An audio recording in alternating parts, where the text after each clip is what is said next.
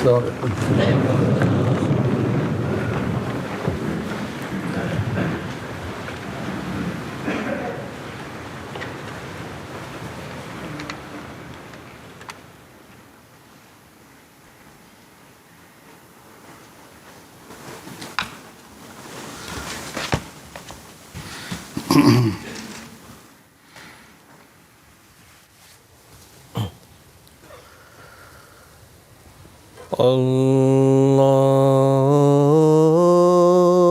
الله أكبر الله أكبر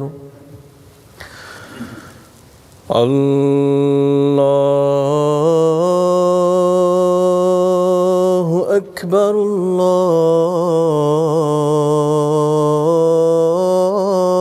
الله أكبر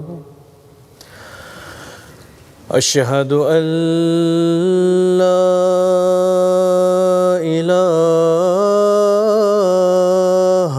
إلا الله أشهد أن لا إله إلا الله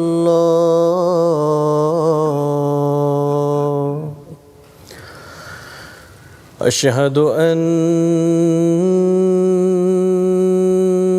محمدًا رسول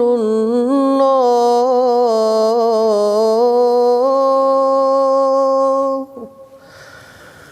أشهد أن محمدًا رسول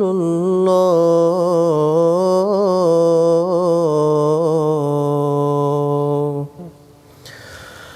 حي على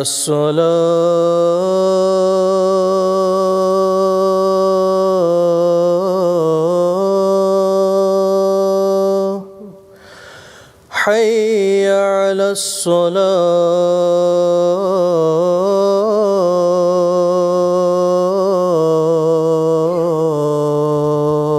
الصلاة حي على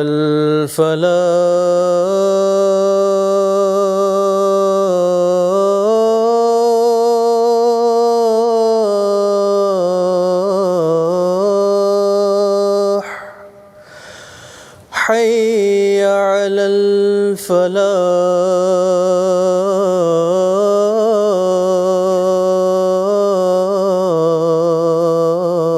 الفلاح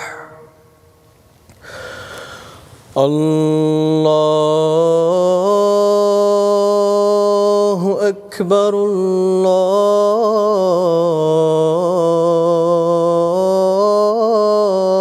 الله أكبر لا إله إلا الله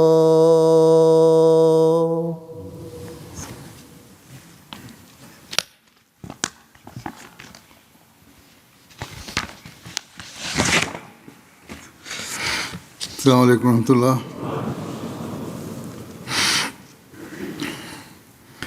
أشهد أن لا إله إلا الله وحده لا شريك له وأشهد أن محمدا عبده ورسوله أما بعد فأعوذ بالله من الشيطان الرجيم بسم الله الرحمن الرحيم الحمد لله رب العالمين الرحمن الرحيم مالك يوم الدين إياك نعبد وإياك نستعين اهدنا الصراط المستقيم صراط الذين أنعمت عليهم غير المغضوب عليهم ولا الضالين. Hoy os presentaré algunos relatos de la vida y del carácter del verdadero siervo del santo profeta sallallahu alaihi wasallam, el Mesías prometido alayhi salatu wassalam, que evidencian cómo defendió la verdad a toda costa, cómo obró con firmeza conforme a ella, incluso cómo desafió a sus oponentes en este sentido. En primer lugar, expondré la respuesta del Mesías prometido alayhi salatu wassalam a uno de sus principales opositores, Muhammad Hussain Batalvi Sahib, quien lo acusó de ser incrédulo y mentiroso. La respuesta ofrecida por el Mesías prometido alayhi salatu wassalam fue tan clara, tan abierta y contundente, que cualquiera que juzgue con justicia jamás podría aceptar tales acusaciones. Sin embargo, cuando los ojos están velados, la luz no puede percibirse, y esta es también la condición de los clérigos en la actualidad. En cierta ocasión, Muhammad Hussain Batalvi Sahib escribió una carta al Mesías prometido alayhi salatu wassalam en la que lo describía como enemigo de la religión del Islam, incrédulo y mentiroso. Dios no lo quiera. En respuesta, el Mesías prometido alayhi salatu wassalam redactó una contestación detallada en la que afirmaba: si examina mi biografía con la disposición de que busca la verdad, hallará pruebas concluyentes de que Dios Altísimo siempre me ha preservado de la inmundicia de la falsedad, hasta el punto de que, en ocasiones, ante los tribunales británicos, mi vida y mi honor se vieron expuestos a un peligro tal que ningún abogado pudo aconsejarme otra cosa que no fuera mentir, pues todos afirmaban que de hacerlo el caso se resolvería naturalmente a mi favor. Sin embargo, Allah, glorificado sea por su eminencia, me concedió la fortaleza de sacrificar mi vida y mi honor en aras de la verdad. Por la gracia de Dios Altísimo, preferí la verdad en mi propia vida y a mi honor. Con frecuencia sufrí cuantiosas pérdidas en litigios pecuniarios únicamente por amor a la verdad. En numerosas ocasiones me opuse incluso a los intereses de mi padre y de mi hermano, por temor a Dios Altísimo, pero nunca abandoné la verdad. Prosigue: he pasado toda mi vida en este pueblo y también en Batala, es decir, en Qadian y Batala. Pero, ¿quién puede demostrar que alguna vez haya pronunciado una mentira? Así pues, si desde el principio me he abstenido de mentir acerca de las personas por amor a Allah y he sacrificado reiteradamente mi vida y mis bienes por la verdad, ¿por qué habría de mentir acerca de Dios Altísimo? Batalvi Sahib también había afirmado en esta carta que la mentira y el engaño se habían arraigado en él hasta el punto de formar parte de su propia naturaleza. Dios no lo quiera. En realidad, aquello no era sino una falsedad manifiesta y una invención del propio Maulvi Sahib, una acusación carente de toda prueba. En consecuencia, el Mesías prometido alayhi salatu wassalam, al responderle, escribió: Sheikh Sahib, toda persona temerosa de Dios y de santo origen no se atrevería, en primer lugar, a acusar a su hermano de transgresión o incredulidad, sin una investigación exhaustiva, y si aún así formulara tal acusación, presentaría pruebas tan perfectas que dejarían atónitos a los observadores. Por consiguiente, si posee usted esas dos cualidades mencionadas, le convoco en nombre de del Dios Altísimo, Señor de la Gloria, cuya invocación suscitó una respuesta meditada incluso del santo profeta sallallahu alaihi wasallam, a que demuestre que poseo esos dos defectos que me atribuye. Primero, que soy enemigo de la religión del Islam y un kafir. Y segundo, que soy propenso a la mentira. Formuló dos acusaciones. En primer lugar, que si es un infiel y no un musulmán, deberá demostrarlo. En segundo lugar, se afirma que es un mentiroso, también deberá probarlo. El Mesías pronto del Islam prosigue diciendo, el santo profeta sallam dijo: en verdad, tiene los sueños más veraces aquel que es veraz en todo lo que dice. En este hadith, el santo profeta sallam ha señalado esto como una señal distintiva de los veraces, que la verdad predomina en sus sueños. Usted acaba de afirmar que cree que en el santo profeta sallam. Por lo tanto, si no lo ha dicho por hipocresía, sino que verdaderamente cree en él y reconoce que es veraz en sus dichos, entonces venga, examinémonos sobre la base de este criterio y veamos quién ha demostrado ser veraz y quién es, por naturaleza, propenso a la mentira. De igual modo, Allah glorificada sea su eminencia, dice en el Sagrado Corán: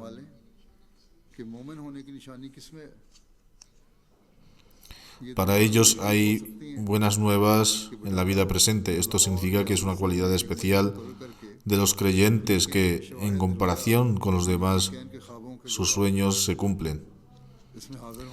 También ha afirmado usted que cree en el Sagrado Corán. Muy bien, examinemos también desde la perspectiva del Corán, quien posee la señal de un creyente. Ambas pruebas pueden llevarse a cabo de la siguiente manera. Puede celebrarse una reunión en Batala, Lahore o Amritsar, a la que asistan testigos de los sueños de ambas partes, y entonces aquel de los dos que demuestre ser más veraz en sus sueños, sobre la base de pruebas concluyentes y convincentes, verá cómo su oponente recibe allí mismo la medalla de los epítetos: Kadhab, gran mentiroso; Dajjal, engañador; Kafir, incrédulo; Akfar, el mayor de los incrédulos; y Malún, maldito, o cualquier otro nombre que se considere apropiado. Y así, y si no puede probar la veracidad en sus sueños pasados, estoy dispuesto a concederle hasta 6 meses para publicar en algunos periódicos aquellos sueños suyos que contengan noticias de lo invisible. En cuanto a mí, no solo presentaré pruebas de mis sueños pasados, sino que también, si Dios quiere, publicaré mis sueños presentes en respuesta a los suyos. Así como usted profesa fe en el Corán y en el profeta sallam, así también yo creo con todo mi corazón y alma en ese amado profeta sallam y en ese amado libro, el Santo Corán. Por tanto, estas pruebas determinarán quién tiene razón y quién miente en su afirmación. En caso de que yo pierda según la prueba establecida por el santo profeta sallam y el Santo Corán, usted sería el veraz y yo, según usted, sería considerado un kafir, un dajjal, un infiel, Satanás, Kadhab, mentiroso y un falsificador.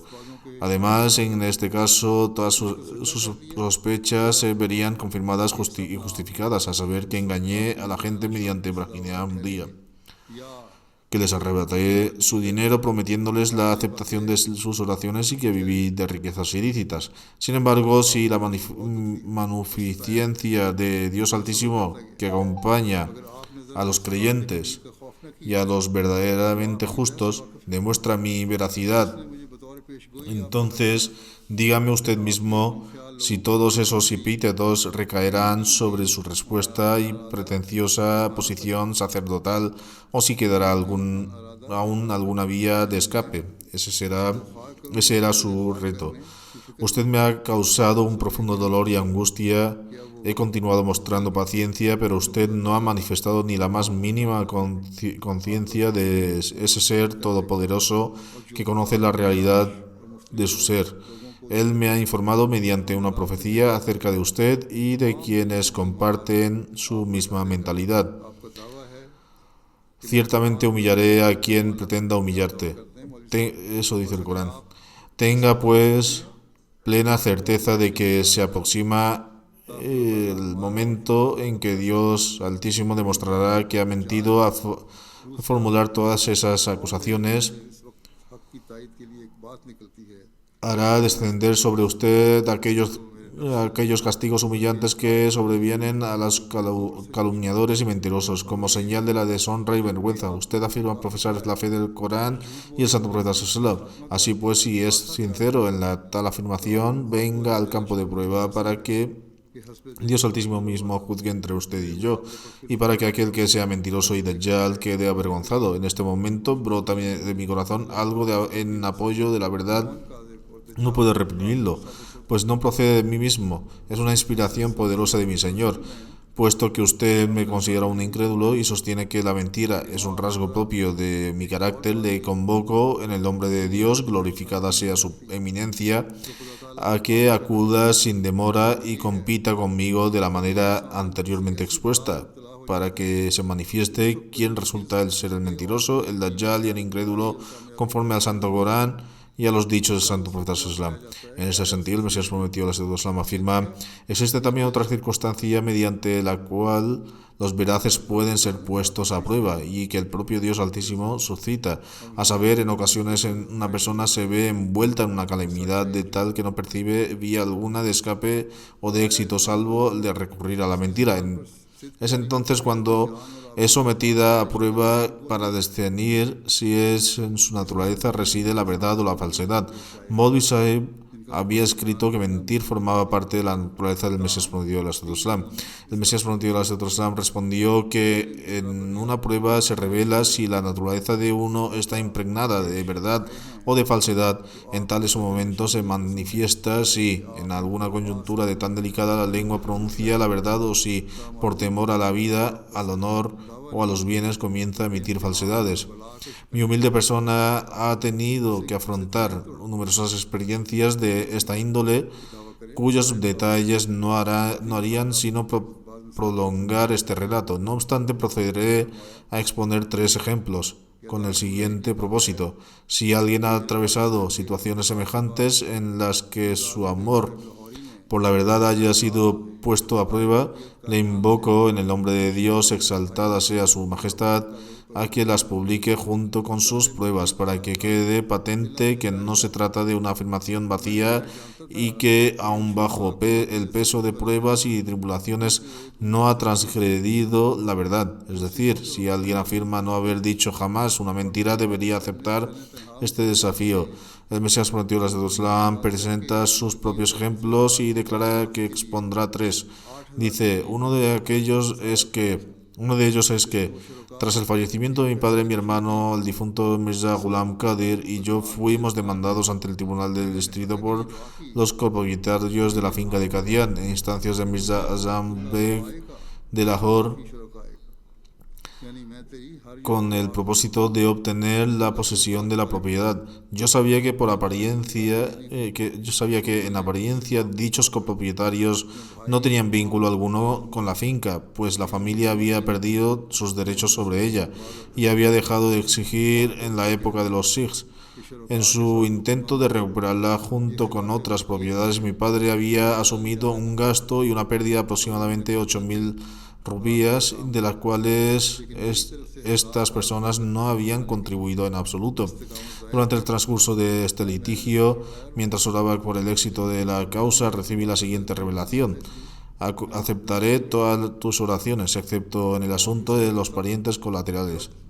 Tras esta revelación reuní a mi hermano junto con todos los hombres y mujeres de la familia, aquellos de los cuales aún viven, y les expuse con toda claridad que no debían defender la demanda de los copropietarios, pues ello contravenía la voluntad de Dios. Sin embargo, no aceptaron mi consejo y finalmente no obtuvieron éxito. En cuanto a mí, soporté con firmeza la pérdida de miles de rupías. Todos los que hoy son mis adversarios son testigos de ello, dado que todos los asuntos de la finca estaban En manos de mi hermano les aconsejé repetidas veces, pero él se negó y finalmente sufrió la pérdida. El segundo ejemplo que presentó fue el siguiente. Hace aproximadamente 15 o 16 años, o quizá algo más, mi humilde persona envió un artículo para su impresión en una imprenta perteneciente a un cristiano llamado Ralia Ram, que además era abogado y residía en Amritsar. También era propietario y editor de un periódico. Dicho artículo defendía el Islam y constituía una respuesta a los arias. Fue enviado en un paquete postal abierto por ambos extremos, dentro del cual incluí asimismo una carta, debido a que esta contenía afirmaciones en favor del Islam y refutaciones de otras creencias, insistiendo además en la publicación del artículo. Editor cristiano irritó a causa de las diferencias religiosas. Por casualidad se le presentó la oportunidad de emprender una acción hostil, pues la inclusión de una carta separada en un paquete postal constituía una infracción legal de la cual yo no tenía conocimiento alguno. Tal infracción era sancionable, según la legislación postal, una multa de hasta 500 rupías o con una pena de prisión de hasta 6 meses. En consecuencia, actuó como denunciante y logró que las autoridades postales interpusieran una demanda en mi contra.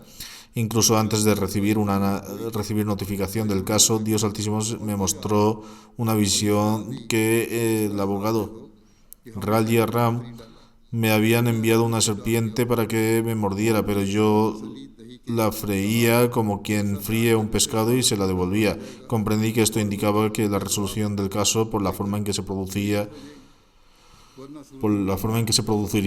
podría sentar en un precedente útil para los abogados de las situaciones similares. En resumen, fui citado en la sede del distrito de Gurdaspur sobre esta infracción y todos los abogados a los que consulté me aconsejaron que no existía otra vía que recurrir a la falsedad. Me encomendaron declarar que yo no había introducido la carta en el paquete y que podía haber sido el propio Ralia Ram quien lo hiciera. Asimismo, me aseguraron que mediante tal declaración el caso se resolvería mediante testigos y que sería absuelto, presentando 2 testigos falsos. Aparte de esto, el caso era sumamente difícil y no había esperanza de absolución. Sin embargo, les manifesté que no estaba dispuesto a abandonar abandonar la verdad en ninguna circunstancia y que ocurriera lo que tuviera que ocurrir.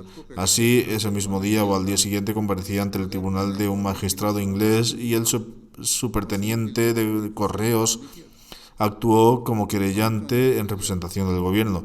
El magistrado procedió a registrar mi declaración de su propia mano y en primer lugar me formuló una pregunta. ¿Introdujo usted esta carta en el paquete y son suyos tanto la carta como el paquete? Respondí sin vacilación. En efecto, la carta es mía y el paquete también lo es. Fui yo quien envió la carta dentro del paquete, pero no lo hice con la intención de causar perjuicio alguno a los ingresos del gobierno. No consideré la carta como algo distinto del artículo adjunto, ni contenía asunto personal alguno. Inmediatamente después de oír mi declaración, Dios Altísimo inclinó el corazón del magistrado, que era inglés, a mi favor.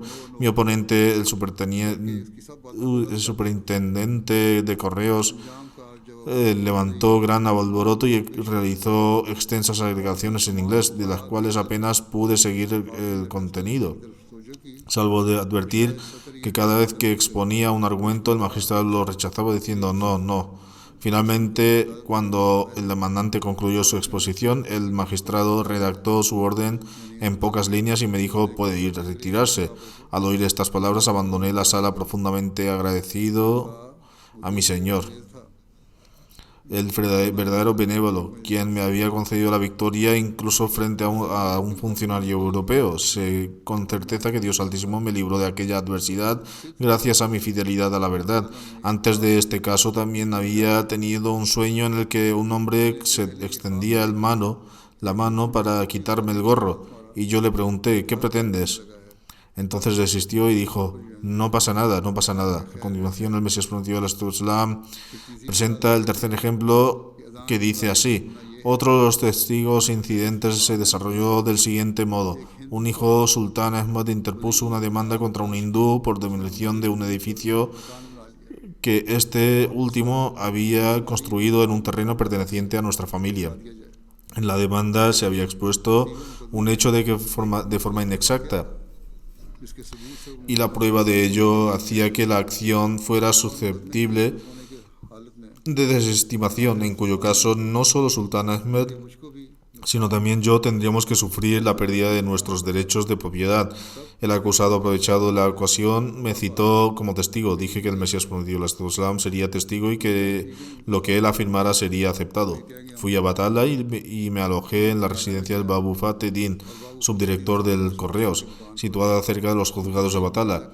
El caso se vio ante un juez hindú cuyo nombre ya no recuerdo, pero que cojeaba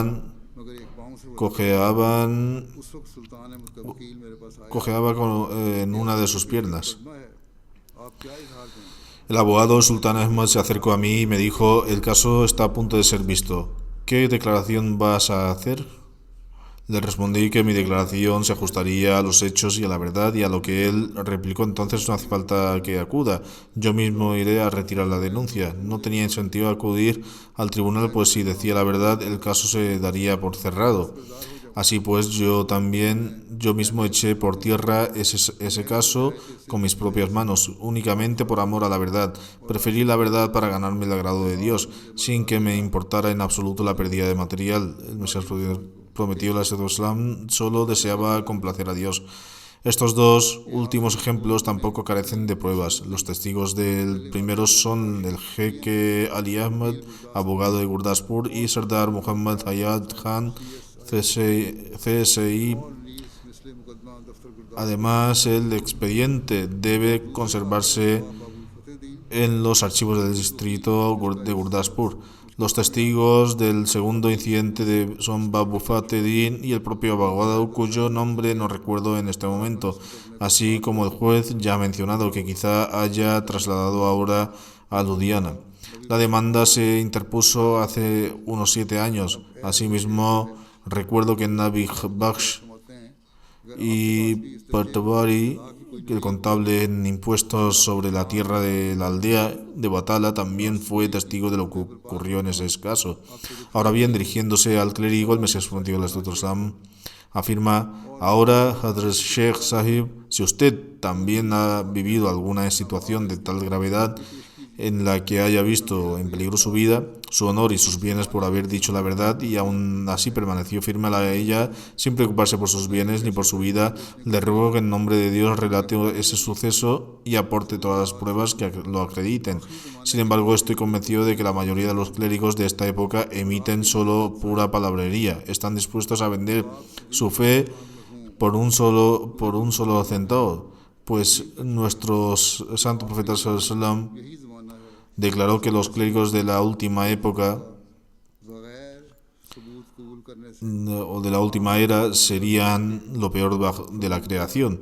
Además, el difunto Nawab Siddiq Hassan Khan, a quien usted incluso considera un mujaddid, reformador, ha reconocido que Hijaz ul-Kirama, que es la última era, corresponde precisamente a este periodo.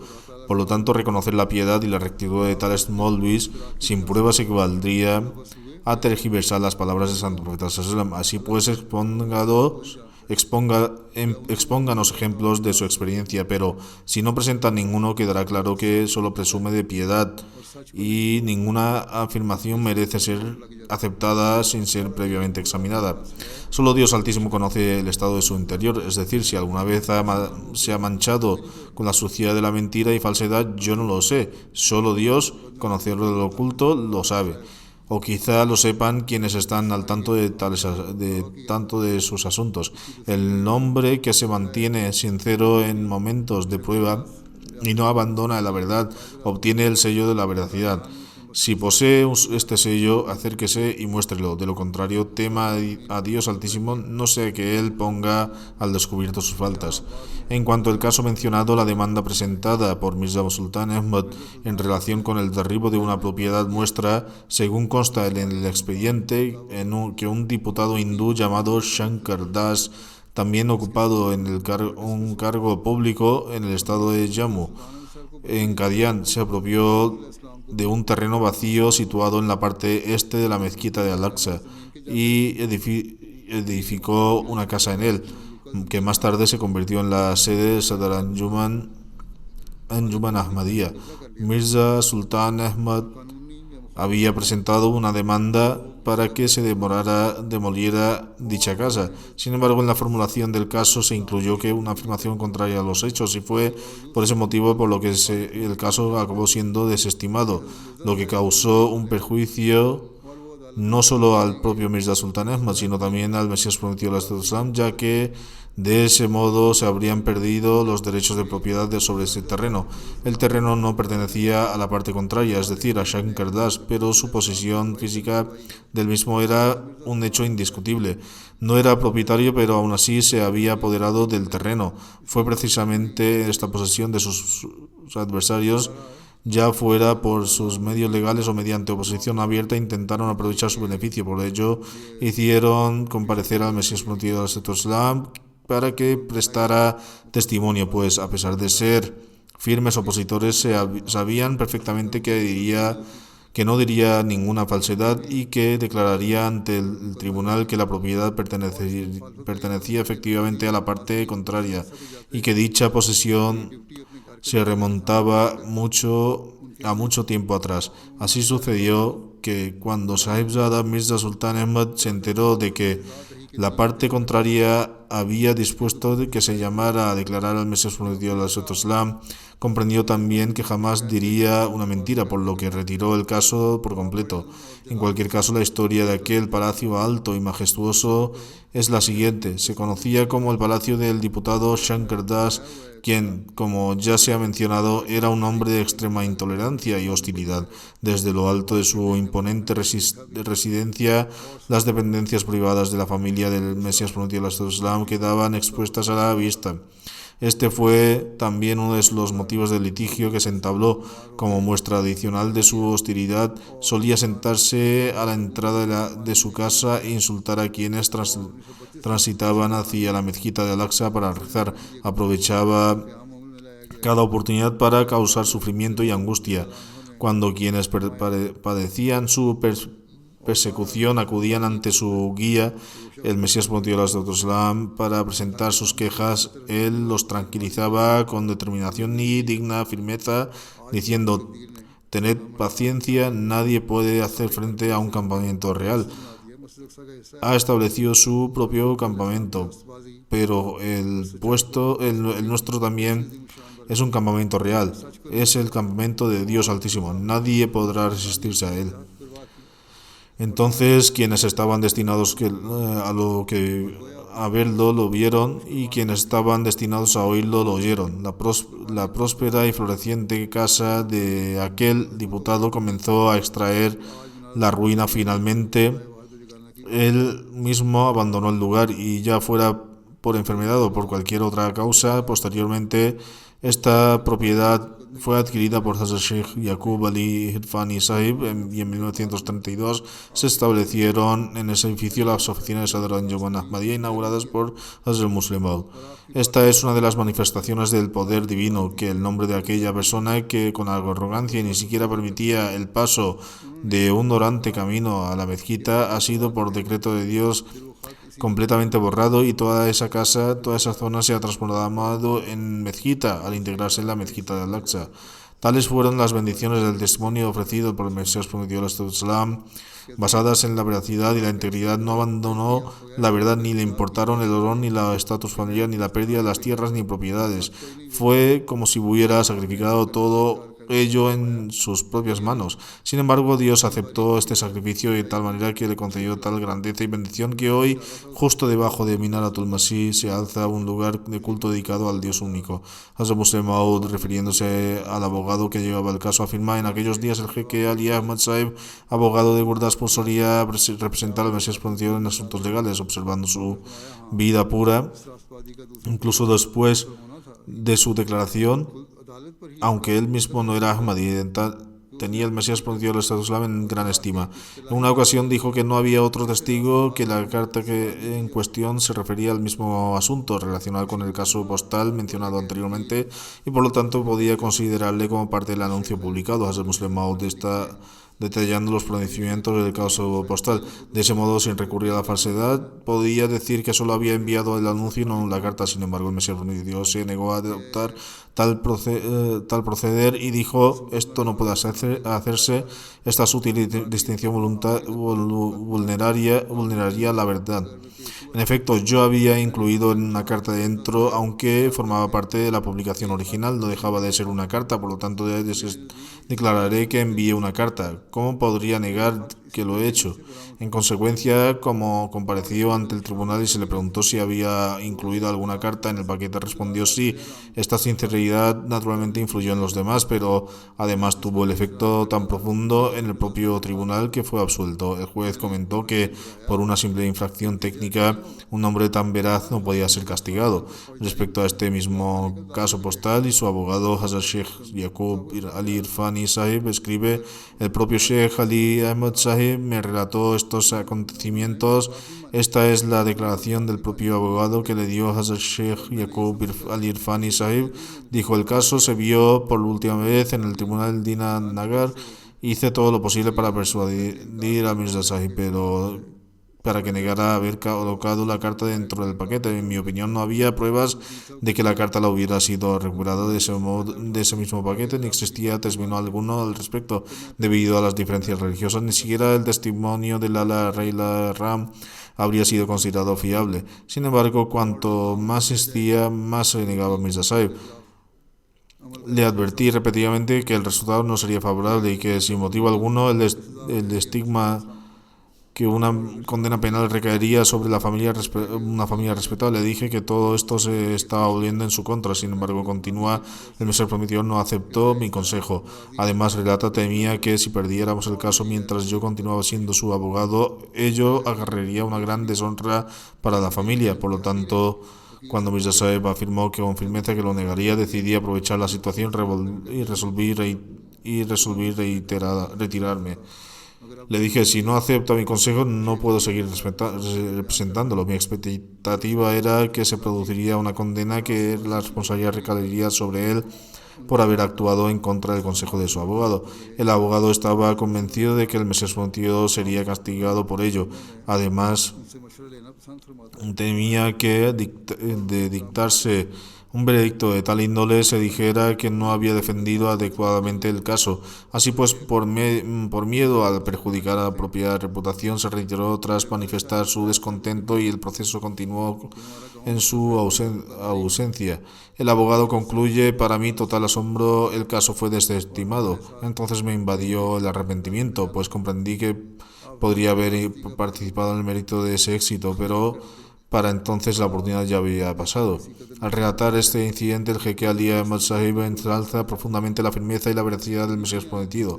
Su relación con esta familia perduró hasta el último aliento. El Mesías prometido solía recurrir a su consejo de asuntos legales y lo trataba con gran respeto. Haciendo referencia a varios casos similares, Hazrat Sheikh Nur Ahmad Sahib relata que su padre y su tío solían decir que la aldea formaba parte de la propiedad de Mirza Sahib. Durante un tiempo, el Mesías prometido actuó como representante de su padre y ellos lo acompañaron al tribunal en diversas ocasiones. Él siempre optaba por la verdad, y aun cuando ello implicara alguna desventaja en el litigio, en efecto, jamás se renunciaba a la veracidad ni permitía que la falsedad se le acercara siquiera.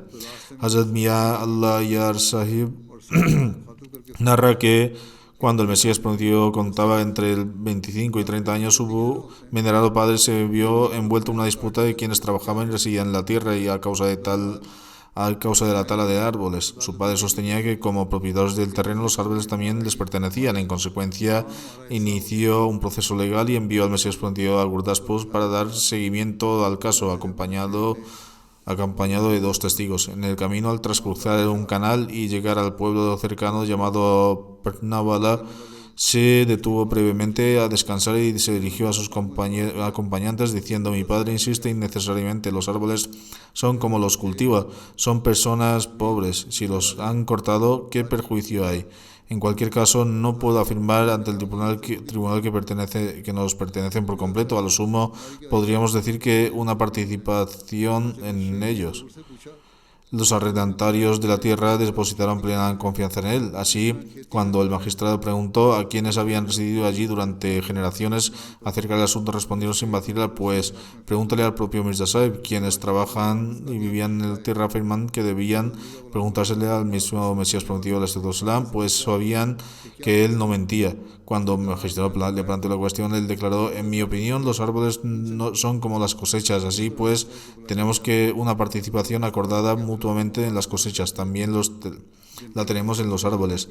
Tras la declaración, el magistrado falló a favor de quienes trabajaban y residían en la tierra. Cuando el Mesías prometido regresó a Qadian, Mirza Ghulam Ahmad Murtaza Sahib preguntó a uno de los acompañantes por el resultado. Este respondió que él había permanecido fuera del tribunal y que Mirza Sahib había entrado, por lo que solo él podría dar cuenta de lo sucedido. Cuando se llamó al Mesías prometido, relató todo el incidente tal como había ocurrido. Al escucharlo, su padre se disgustó profundamente. En cualquier caso, estos son solo algunos episodios que ponen de manifiesto de la veracidad del Mesías prometido. Se ha descrito con detalle en caso concreto en respuesta de la acusación formulada por un clérigo de Carrayo. En todas circunstancias, el Mesías prometido dio oportunidad de la verdad y jamás se aproximó a la falsedad. Exhortaba constantemente a los seguidores a aferrarse a la veracidad. De hecho, entre las condiciones del Bait se encuentra el compromiso de aborrecer la falsedad y permanecer firmemente en la verdad. Por lo tanto, me corresponde adoptar la veracidad como un rasgo distintivo de nuestro carácter. Que Dios Altísimo nos conceda la capacidad para hacerlo.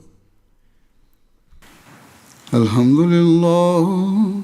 الحمد لله نحمده ونستعينه ونستغفره ونؤمن به ونتوكل عليه ونعوذ بالله من شرور أنفسنا ومن سيئات أعمالنا من يهده الله فلا مضل له ومن يضلل فلا هادي له ونشهد أن لا إله إلا الله ونشهد أن محمدا عبده ورسوله عباد الله رحمكم الله إن الله يأمر بالعدل والإحسان وإيتاء ذي القربى وينهى عن الفحشاء والمنكر والبغي يعظكم لعلكم تذكرون اذكروا الله يذكركم وادعوه يستجب لكم ولذكر الله أكبر